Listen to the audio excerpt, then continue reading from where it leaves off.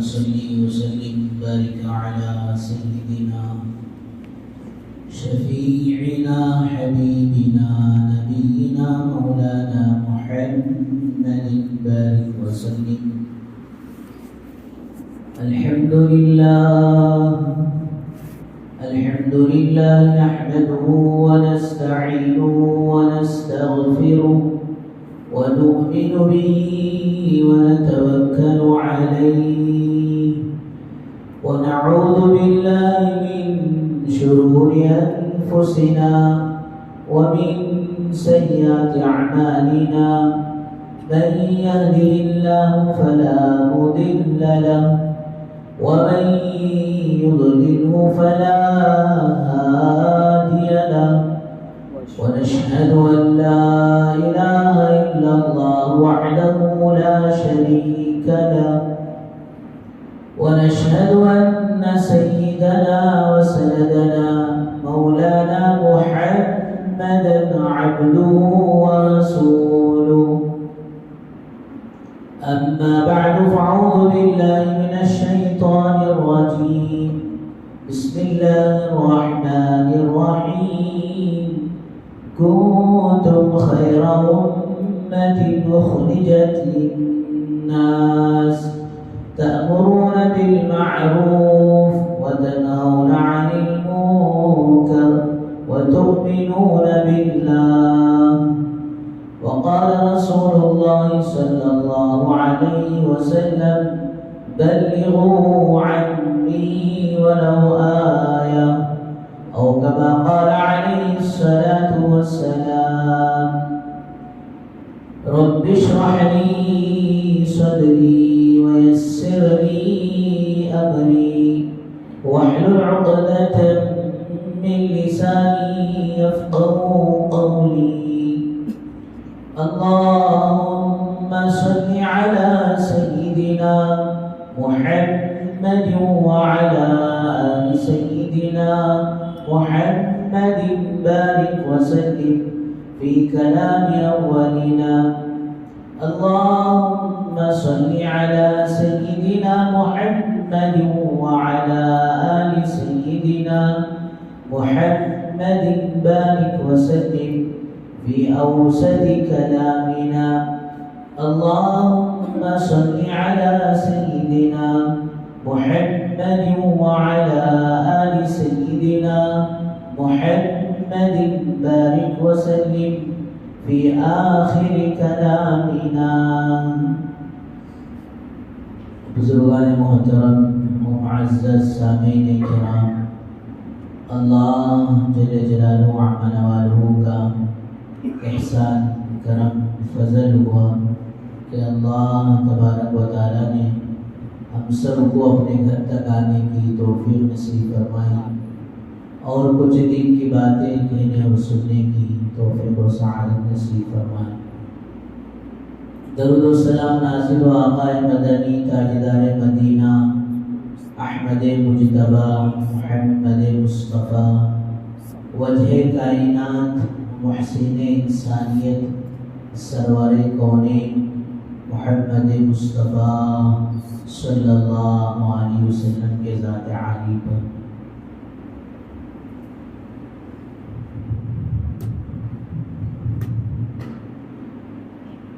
بزرگوں دوستوں، گزشتہ جمعہ آپ حضرات کے سامنے دین کی محنت کے متعلق چند باتیں سامنے آئیں. دعا فرمائیں اللہ تبارک و تعالی ہم سب کو صحیح معنوں میں دین کو کما حقہ سیکھنے کی، سمجھنے کی اور اس پر عمل کرنے کی اور اس کے ساتھ ساتھ اپنی طاقت کے مطابق دوسروں تک اس دین کو پہنچانے کی سعادت نصیب فرمائے. بزرگوں دوستوں، اللہ تبارک و تعالیٰ نے حضرات انبیاء علیہ السلام پر ایک کام سونپا تھا. ہر زمانے میں ہر نبی اپنی قوم کو اللہ کی طرف باقاعدہ بلاتے رہے. قرآن مجید نے جگہ جگہ اس کا ذکر بھی فرمایا ہے. یا قوم اعبدوا اللہ ما لکم من الہ غیرہ، اے میرے قوم ایک اللہ کی عبادت کرو. ما لکم من الہ، تمہارے لیے اس کے علاوہ اور کوئی معبود نہیں، خدا نہیں، اللہ نہیں. ایک ہی اللہ ہے، وہ اپنے وحدانیت میں یکتا ہے، اکیلا ہے، اس کا کوئی شریک نہیں. باقاعدہ حضرات انبیاء علیہ السلام بڑی ہمدردی کے ساتھ، بڑی حکمت کے ساتھ، نرمی کے ساتھ قوم کو اللہ کی طرف متوجہ کرتے اور یہ بھی کہتے یا قوم لا اسألکم علیہ مالا، اس کے بدلے میں ہم تم سے کچھ بھی نہیں چاہتے. یا قوم لا اسألکم علیہ اجرا، اے میرے قوم اس کام کے بدلے میں تم سے کوئی اجر اور بدلہ نہیں چاہتا. بہرحال اس دین کے لیے بہت ساری محنتیں، مجاہدے حضرات انبیاء علیہ السلام اور اس کے بعد حضرات صحابہ کرام رضی اللہ عنہم اجمعین، پھر تابعین، تبع تابعین، اہل اللہ، اللہ والے سب دوستوں اس دین کے سیکھنے کے لیے اور پھر دین دوسروں تک پہنچانے کے لیے بڑی بڑی قربانیاں دی ہیں. آج اللہ معاف فرمائے، ہمارے پاس دین کی اہمیت اس لیے نہیں رہی کہ ہم نے اس کے لیے اپنا جان و مال اور پھر اپنی زندگی کی قربانیاں اس دین کی محنت کے لیے نہیں لگایا، تو آج ہمارے سامنے اس کی اہمیت اور قدر نہیں رہی. لگانے والوں نے کس کس انداز سے لگایا. حضرت علامہ سیوطی رحمۃ اللہ علیہ بڑے محدث اور بڑے امام گزرے کہ انہوں نے ایک مسئلے پر ریسرچ کیا کہ مسلمان اللہ تعالیٰ نے اس امت کا نام رکھا ہے اور اس سے پہلے قوموں کو قوم کا لفظ پر استعمال ہوتا تھا، لیکن مسلمان انہیں نام نہیں رکھا گیا تھا. اللہ تعالیٰ نے اس امت کو عطا کیا ہے. اس پر باقاعدہ انہوں نے تقریباً 40 صفحات پر ریسرچ کر دلائل جمع کیے، دلائل لکھے، اور جب آخری مسئلہ لکھ کر اس بات پر ختم کر کتاب رات کے 1-2 بجے بستر پر سونے کے لیے گئے تو فوراً اور ایک بات ذہن میں آئی. وہ بات ذہن میں آتے ہی سوچا کہ چلو اس کو لکھوں، اور پھر اسے لکھنے کے لیے بیٹھے تو مؤذن نے صبح کی اذان دی. تو گویا ساری رات ایک دین کا مسئلہ لکھتے لکھتے گزار دی. ہشام بن عمار بہت بڑے محدث گزرے ہیں، 80,000 حدیثیں ان کو یاد تھی، اور یہ چاہتے تھے کہ میں امام مالک رحمۃ اللہ علیہ سے سند حدیث حاصل کروں، حدیث کی سرٹیفکیٹ حاصل کروں. تو امام مالک رحمۃ اللہ علیہ کے پاس تشریف لے گئے، اور امام مالک رحمۃ اللہ علیہ جن کا اہل عرب جن کے مسئلے پر اقتدا کرتے ہیں، جن کے مسئلے کو فالو کرتے ہیں، مسلک کو فالو کرتے ہیں، یہ بڑے نازک طبیعت کے تھے. حضرت کے یہاں یہ رولز تھا، یہ قانون تھا کہ کوئی چلتے چلتے حدیث نہ پوچھے. اس طرح عام طور پر لوگوں کا مزاج ہوتا ہے کہ راستہ چلتے چلتے کوئی بات پوچھ لیتے ہیں، اور آج کل تو آن لائن کا زمانہ چل رہا ہے، ہر چیز آن لائن ہو گئی، مسئلہ بھی آن لائن پوچھ رہے. پوچھتے پوچھتے صحیح سن کو یہ صحیح عمل کر لیے تو پرواہ نہیں. ٹور نہیں تھا، سوال ایک کرے جواب ایک سنے، پھر گڑبڑ ہو گیا. اس طرح نہ ہو. اس طرح واقعہ ہے. مولوی صاحب ماشاءاللہ سود کے عنوان پر بیان کر رہے تھے. اب سود یہاں تو پہچانتے ہیں، اور بعض قریوں میں اس زمانے میں بیاز بولتے تھے. تو حضرت کا ولولہ بیان جوش کے ساتھ چل رہا تھا، بھئی یہ بیاز کھانا، لینا دینا سب حرام ہے. تو جمعہ میں ماشاءاللہ جمعہ کا وہ مسلمان گرم گرم پانی نہا کر آ کر بیٹھا تھا، آتے ہی سکینہ نازل ہو گئی۔ اب اگتے اگتے سنا ہو کیا کہ نیا مسئلہ ترکاری کے بارے میں آ رہا نا، پیاز کھانا حرام ہے۔ جاتے ہی لوگ پوری پٹی اٹھا کر پھینک کر گھر کے بیگم تو منہ میں ٹھیک پڑو کیا جی ہو گیا تم نا، ایک مجھے پھینک کر نہیں بولا نا، بول دے آج سے پیاز کھانا حرام ہے۔ اللہ حفاظت فرمائے کہ وہ مسئلہ معلوم بھی کر رہے ہیں تو معتبر شخصیتوں سے ایک دو بار سن کر اچھی طرح اس پر عمل، اس لیے کہ بتانے والے اگر غلط مسئلہ بتا دیے یا بتانے والوں نے صحیح بتایا، سننے والے نے غلط سنا تب بھی معاملہ ہوگا۔ بہرحال امام مالک رحمۃ اللہ علیہ کا یہ دستور تھا، راستہ چلتے اگر کوئی پوچھتے تو حضرت اس پر جو ہے درہ لگا دیتے۔ تو حضرت ہشام بن عمار یہ کہیں سے چل کر آئے تھے، دور دراز سے سفر کر آئے تھے، ابھی آ کر پہنچے تو مجلس ختم ہو گئی تھی، سارے جا رہے تھے تو انہوں نے جا کر سوال کر دیا۔ امام مالک رحمۃ اللہ علیہ چلتے پھرتے کھڑے کھڑے حدیث کو بیان کرنا ادب کے خلاف سمجھتے تھے کہ میرے پیارے آقا صلی اللہ علیہ وسلم کی حدیث اتنی اس کی اہمیت نہیں ہے، اس کی اتنی قدر نہیں ہے کہ کوئی کھڑے کھڑے راستہ چلتا پوچھے۔ باقاعدہ آپ مسند پر بیٹھتے اور پھر باوضو آپ رہتے، اس کے بعد پورے عظمت کے ساتھ پورے اکرام کے ساتھ اس حدیث کو بیان کرتے۔ تب جب انہوں نے پوچھ لیا، ان کو قاعدہ معلوم نہیں تھا، آپ نے اپنے خادم سے کہا کہ اسے کوڑے مارو۔ جب وہ کوڑے مارنے لگے تو ہشام بن عمار رحمۃ اللہ علیہ کے آنکھوں سے آنسو جاری ہو گئے۔ امام مالک کی نظر پڑی تو پوچھا لعلک اذیت، شاید تمہیں تکلیف پہنچی ہے اس کوڑوں سے جس کی وجہ سے تم رو پڑے۔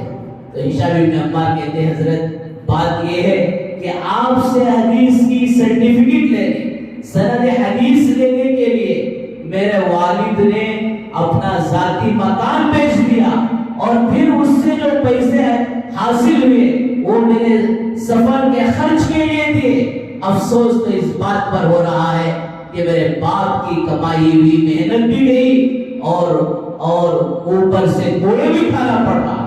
امام مالک رحمۃ اللہ علیہ کو ترس ہے، اچھا تم نے اتنا بڑا مجاہدہ کیا، اتنی بڑی کوشش کی، تو امام مالک رحمۃ اللہ علیہ اسے اپنے یہاں لے کر گئے اور پھر ماشاءاللہ 17 کوڑوں کے بدلے میں 17 حدیثیں سنائیں۔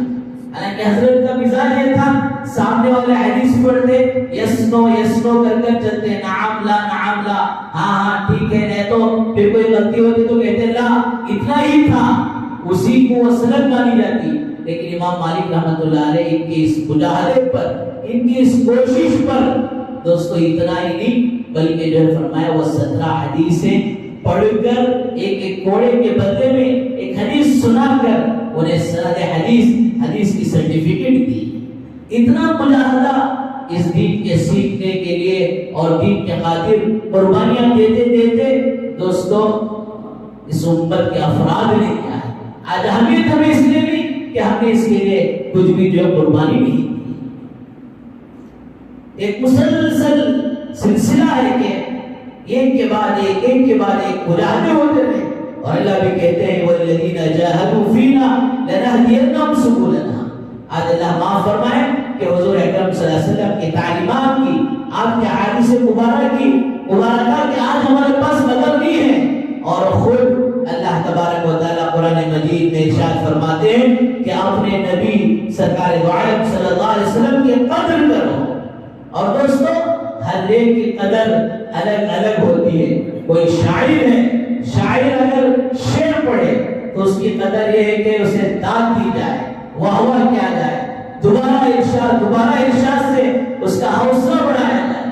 یہ ایک میسری ایک معمار ہے، میں اس کا حوصلہ یہ ہے کہ بننے کے بعد اسے کہا جائے کہ ماشاءاللہ تو نے ایسا بنایا ہے۔ یہ ایک ٹیچر ہے، ایک استاد ہے، سال کے آخر میں اس کی ہمت افزائی کی جاتی ہے، اسے کچھ انعامات سے نوازا جاتا ہے کہ تم نے ماشاءاللہ ہمارے بچے پر محنت کی، ہمارے بچے کو بنایا، سکھایا، سنوارا، کہ علم کی دولت سے مالا مال کیا۔ قدر ہر ایک کی الگ الگ ہوتی ہے۔ فرمایا اللہ کہہ رہے ہیں کہ اپنے نبی کی قدر کرو، تو حضور اکرم صلی اللہ علیہ وسلم کی قدر کیا ہے؟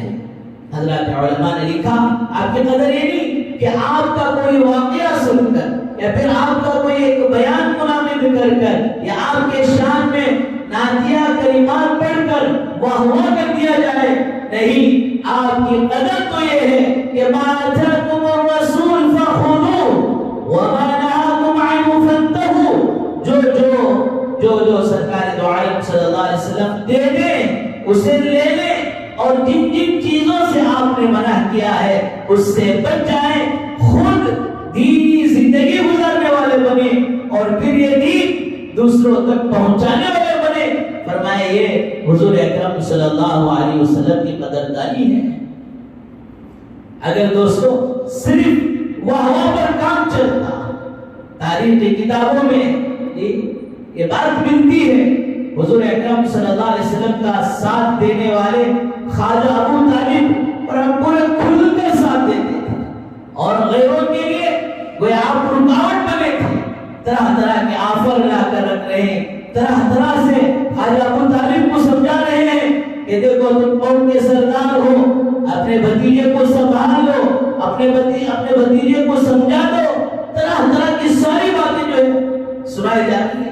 اور شعبہ ابی طالب میں آپ جب قید تھے اس وقت کسی کا ظاہری سہارا نہیں تھا، ظاہری تعاون نہیں تھا، اس موقع پر حضور اکرم صلی اللہ علیہ وسلم کا تعاون کرنے والے، ساتھ دینے والے خواجہ ابو طالب ہیں، اور یہ سارے احسانات کے بدلے میں، بلکہ جس سال خواجہ ابو طالب کا انتقال ہوا اور میجان حضرت خدیجہ الکبریٰ کے علاوہ کا انتقال ہوا، تو آپ نے فرمایا یہ سال یہ حزن کا، غم کا سال ہے، اتنا اثر آپ کی طبیعت پر ہوا۔ اور پھر جب آپ اپنے چاچا کے پاس دوستو کلمہ پیش کریں، یا عمی قولوا لا الہ الا اللہ تفلحون، میرے چچا ان سارے احسانات کے بدلے میں آپ سے یہ چاہتا ہوں کہ آپ ایک مرتبہ کلمہ پڑھ لیں، چچا میرے کان پہ کلمہ پڑھ لیں۔ اور دوستو یہاں تک کہ حضور اکرم صلی اللہ علیہ وسلم بے چین و بے قرار ہیں، آپ معراج کے موقع پر وہ سارے جنت کا منظر اپنے آنکھوں سے دیکھیں اور جہنم کا منظر اپنے آنکھوں سے دیکھیں، اب اندر سے یہ آپ کو یہ کڑن، یہ درد، یہ فکر یہ ستا رہی ہے اگر چاچا بغیر کلمے کی دنیا سے جائیں گے تو کیا ہوگا؟ اللہ کرے کہ اللہ کے نبی صلی اللہ علیہ وسلم کا غم کا، فکر کا کچھ حصے کا حصہ صحیح اللہ ہمیں بھی نصیب فرما دے۔ اور حدیث میں ہے کہ جس میرے امتی کا سینہ میری امت کے غم اور درد سے خالی ہے، آپ نے فرمایا فَلَيْسَ مِنَّا، وہ میری امت میں سے نہیں ہے۔ آج تھوڑی دیر دوستو، تھوڑی دیر کے لیے ٹھنڈے دماغ سے گریبان میں جھانک کر آج ہم بھی دیکھیں، ہمارے گھرانے کو دیکھیں کہ کتنے ایسے ہیں جو جمعہ کے مسلمان ہیں، رمضان کے مسلمان ہیں، کتنی ہمارے کتنے گھر کے افراد وہ ہیں جو اللہ کے دین سے دور ہیں، نمازوں سے دور ہیں اور شریعت محمدی صلی اللہ علیہ وسلم سے دور ہیں۔ اور کیا کبھی ہم نے بیٹھ کر یہ سوچا کہ اللہ اگر ایسی بے دینی کا عالم رہے گا تو پھر قیامت کے دن کیا ہوگا؟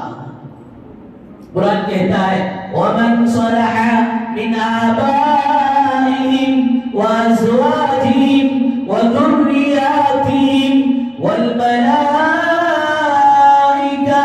يَدْخُلُونَ عَلَيْهِمْ مِنْ كُلِّ بَابٍ سَلَامٌ عَلَيْكُمْ بِمَا صَبَرْتُمْ فَنِعْمَ عُقْبَى الدَّارِ۔ واقعی اگر قرآن کا یہ ترجمہ سمجھ میں آ جائے تو واقعی دوستو زندگی میں جینے کا مزہ آ جائے گا۔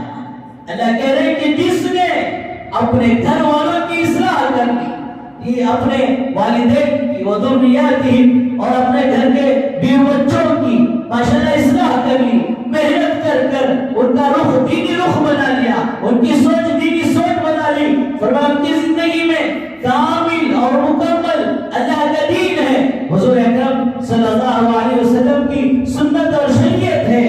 فرمایا دنیا تو دوستو یہ چھوٹنے کی ہے. یہ چھوٹ کر جانے کے بعد, یہ دنیا چھوڑ کر جانے کے بعد, یہاں سے موت کے راستے سے نکلنے کے بعد جنت میں وہ سارا گھرانہ ساتھ ساتھ رہے گا. اور پھر ان کے اس دنیا میں دین پر جمے رہنے کی وجہ سے قرآن کہتا ہے فرشتے ہر دروازے سے داخل ہوتے رہیں گے اور ان کو سلام پیش کرتے رہیں گے اور کہیں گے سلام علیکم بما صبرتم. یہ سلامتی, یہ خوشخبریاں, یہ مبارکبادیاں اس وجہ سے تمہیں دنیا میں برتڑے کر کو آئے. اللہ حفاظت فرمائے. آج کیسے دے نکل گئے. اللہ ہم سب کی پوری امت کی حفاظت فرمائے. اس لیے نہیں, سلام علیکم, یہ سلامتی, یہ مبارکبادیاں, یہ خوشخبریاں اس لیے ہے بما صبرتم, کہ دنیا میں تم ثابت قدمی کے ساتھ دین پر جمے رہے. ثابت قدمی کے ساتھ کہ تمہارے گھر میں خوشی کا موقع آتا تم دین سے ہاتھ نہیں دھوتے تھے, تمہارے گھر میں غم کا موقع آتا اس غم میں مبتلا ہو کر تم نے اللہ کی دین کو نہیں چھوڑا تھا. ہر حال میں ثابت قدمی کے ساتھ, نہ تو تمہیں ٹھنڈ سے کوئی مطلب تھا, نہ تو گرمی سے کوئی مطلب تھا, نہ مال کے زیادہ ہونے سے کوئی مطلب تھا, نہ غربت تمہیں پریشان کرتی تھی. ہر حال میں دین پر جمے رہے. اللہ آگے کہتے ہیں وَنِعْمَ عُقْبَى الدَّارِ, کتنے بہترین ٹھکانے میں تم آ گئے. تو بزرگوں دوستو بھائیوں, فرمایا اگر دین زندگی میں نہیں ہوگا تو پھر وہ نفسا نفسی کا عالم ہوگا. آدمی اپنی بیوی کو جہنم کے بدلے میں بچنے کے لیے بیوی کو پیش کر دے گا. وہ صاحبتی وہ اخی, اپنے بھائیوں کو دے دے گا, بلکہ یہ کہے گا وہ منفرادی جميعا, اے اللہ آج میں ایک اس جہنم کی دہتی ہوئی آگ سے بچ جاؤں. اے اللہ میرے بدلے میں سب کو لے لے, ساری روئے زمین کو لے لے. اے اللہ آج مجھے ایک جہنم سے بچا لے. دوستو اس وقت چیخنا, چلانا, افسوس کرنا, مارے افسوس کے ہاتھ چبا جانا, خون کے آنسو بہا دینا, پیٹ کے آنسو بہا دینا کوئی کام نہیں دے گا. ہاں موقع اب ہے, 2 قطرے آنسو بہا کر جہنم کی اس آگ کو بجھا سکتے ہیں. اس وقت کا افسوس کوئی ساتھ نہیں دے گا, اس وقت کا افسوس کوئی کام نہیں دے گا. بہرحال اللہ کے نبی صلی اللہ علیہ وسلم کو غم ستا رہا ہے. اللہ چاچا بغیر کلمے کی دنیا سے جائیں گے تو کیا ہوگا. اللہ تعالیٰ نے آپ کو تسلی دینے کی آیت نازل کی. ما كان للنبي والذين آمنوا أن يستغفروا للمشركين ولو كانوا أولي قربى من بعد ما تبين لهم أنهم أصحاب الجحيم. کسی نبی کو اور کسی ایمان والے کو اس بات کی اجازت نہیں ملتی کہ اپنے ان لوگوں کو اگرچہ کہ وہ رشتہ دار ہوں, اگر وہ غیر ایمان ہو تو ان کے لیے استغفار کریں. جب مغفرت کا دروازہ بند تو پھر آپ کی استغفار بھی ان کے لیے کام نہیں آئے. انک لا تہدی من احببت ولکن اللہ یہدی من یشاء. اے میرے محبوب, جسے آپ چاہتے ہیں انہیں ہدایت نہیں دے سکتے, بلکہ جسے ہم چاہتے ہیں ان کو ہدایت دیتے ہیں. بہرحال بزرگوں دوستوں میں عرض کر رہا تھا کہ علامہ سیوطی رحمۃ اللہ علیہ کہ ایسے بڑے بڑے ہستیاں اس دین کی محنت کے لیے قربانیاں دی ہیں. علامہ ابن شیبہ رحمۃ اللہ علیہ, مصنف ابن شیبہ کے مصنف, فرمایا 6 لاکھ حدیث یاد تھے. کوفہ سے, عراق سے چلے تھے, کوفہ میں اترے, کھانے کا نظام بھی ہے. ان کے ساتھ اور 2 ساتھی تھے, وہ بیٹھ کر مشورہ کر رہے کہ بھائی کیسے اللہ کے نبی صلی اللہ علیہ وسلم کے احادیث مبارکہ کو ہم سیکھیں گے, کیسے اس حدیث کی تعلیم کو سیکھیں گے. ہمارے پاس تو کوئی نظام نہیں. تو تینوں بیٹھ کر مشورہ کرتے ہیں. ہم 3 ہیں, 2 اس میں سے حدیث کو حاصل کریں گے, ایک جا کر مزدوری کر دن بھر تینوں کے لیے کھانا لائے گا, اور پھر یہ 2 آدمی ان کے لیے جو کچھ حدیث آج حاصل کی ہے, جو کچھ دین و تعلیم آج حاصل کی ہے, وہ اس مزدوری کرنے والے کو بتا دیں گے. روزانہ باری تھی اور قرآن ڈالا گیا تو حضرت ابن ابی شیبہ رحمۃ اللہ علیہ کا نام آ گیا. رات میں رو رہے, اللہ تیرا دین سیکھنے کے لیے آیا ہوں اور کبھی زندگی میں کسی کے سامنے جا کر مزدوری کے لیے ہاتھ نہیں پھیلایا. اللہ آج یہ موقع آ گیا ہے کہ میں دین کے لیے مزدوری اور ہاتھ پھیلانے کا مجھے موقع آ رہا ہے. فرمایا بڑی فکر کے ساتھ, بے قراری کے ساتھ بے چینی کے ساتھ رات گزاری. فجر بعد کوئی آدمی آ کر کہا کون ہے؟ مصنف ابن شیبہ اور ان کے ساتھیوں کا نام لے کر کہا ہمیں. کہا وہ بادشاہ نے یہ آپ کی خدمت میں ہدیہ بھیجا. پریشان ہو گئے، بادشاہ ہماری خدمت میں. جا کر جو ہے بادشاہ سے مل کر پوچھا ماجرا کیا ہے؟ تو کہا خواب میں، میرے خواب میں سرکار دو عالم صلی اللہ علیہ وسلم آئے تھے اور آ کر فرمایا بادشاہ میں تیرے گاؤں میں میرے 3 مہمان میرے حدیثوں کو سیکھنے کے لیے آئے ہیں اور اب کھانے سے پریشان ہیں، کھانے کا کوئی نظم نہیں ہے اور تم آرام سے سو رہے ہو. فرمایا سننا تھا. رات بڑی بے قراری اور بے چینی کے ساتھ گزرا. صبح ہوتی ہی آپ کی خدمت میں ہدیہ پیش کر دیا. تو ایسی تکالیف اٹھا کر دوستو انہوں نے دین کی خدمت کی ہے. اللہ معاف فرمائے کہ ہم نے اس دین کے لیے اور پھر جو ہے اس دین کو سیکھنے کے لیے کچھ نہیں لگایا تو اہمیت ہماری زندگیوں سے نکل گئی. بہرحال بزرگوں دوستو گزشتہ جمعہ میں عرض کیا گیا یہ دعوت و تبلیغ کی محنت کوئی معمولی محنت نہیں ہے. یہ حضرت الیاس صاحب رحمۃ اللہ علیہ ایک نہایت تھے کمزور جن کی زبان میں نکلت تھی. فرمایا ان کے اس رونے اور پڑھن اور فکر نے حضرت شیخ زکریا صاحب رحمۃ اللہ علیہ کہتے ہیں کہ میرے چچا نے اس محنت کے لیے صرف اپنے جسم کو نہیں بلکہ اپنے مالوں کو بڑی پراپرٹی کاندھلا کے اندر بڑے زمیندار گھرانے کے تھے لیکن سب کچھ اللہ کے دین کی نسبت پر یہ لگاتے چلے گئے. فاقے گھر میں آ گئے اتنا سب کچھ جو ہے لگایا. اور پھر دوستو ایسا ہی نہیں کہ اللہ تعالیٰ نے ان کی اس محنت کو اللہ تعالیٰ نے اتنا قبول کیا. وہ اخلاص کی علامت تھی کہ سارے عالم میں اللہ تعالیٰ نے اس محنت کو پہنچا دیا.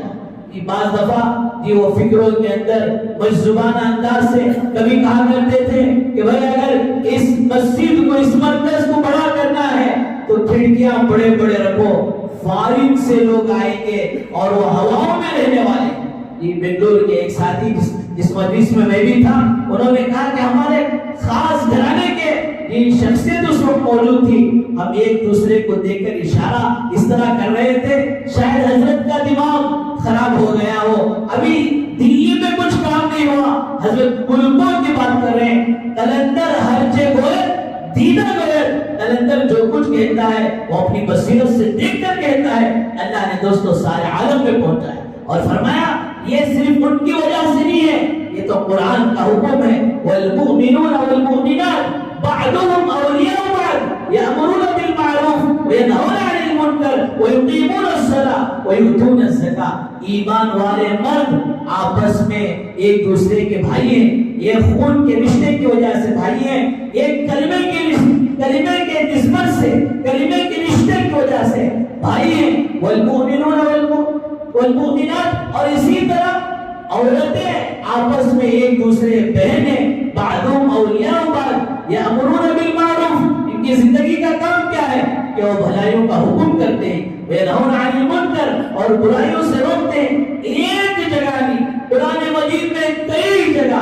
اللہ تعالیٰ نے اس امت کی تعریف کرتے ہوئے فرمایا اور اس امت کا کام بتایا. کنتم خیر امت، تم بہترین اور تم بڑے اچھی امت ہو. کیوں؟ اس لیے کہ ہمارے پاس بینک بیلنس ہے، حکومتیں ہیں، سلطنتیں ہیں. اس بنیاد پر نہیں یأمرون بالمعروف وینہون عن المنکر کہ یہ امت بھلائی کا حکم دے گی، برائیوں سے روکے گی، دین پر چلے گی. اور پھر عجیب و غریب بات حجۃ الوداع کے موقع پر اللہ کے نبی صلی اللہ علیہ وسلم نے دعا فرمائی نذر اللہ عمران سمع مقالاتی فرعاها فأداها كما سمعها. اللہ کے نبی صلی اللہ علیہ وسلم اپنے اس امتی کے لیے یہ بعض علماء نے فرمایا عجیب و غریب دعا ہے. دعائیں تو بہت ساری دعائیں لیکن یہ دعا بڑی عجیب و غریب ہے. اللہ کے نبی صلی اللہ علیہ وسلم نے فرمایا سرسبز و شاداب ہرا بھرا رہے میرا امتی.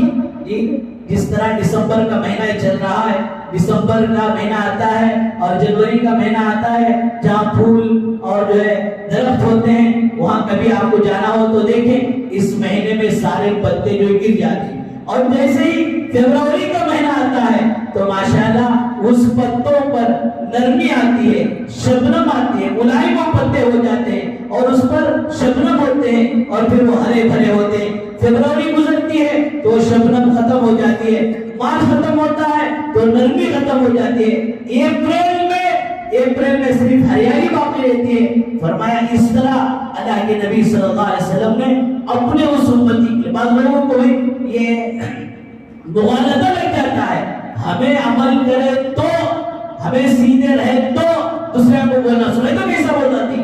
فرمایا دو جگہ حدیثوں میں بات ملتی ہے، بات جو تمہیں پہنچی، بات جو تمہیں معلوم ہے وہ تم دوسروں تک پہنچاؤ، اس میں یہ نہیں ملتی کہ خود عمل کرو۔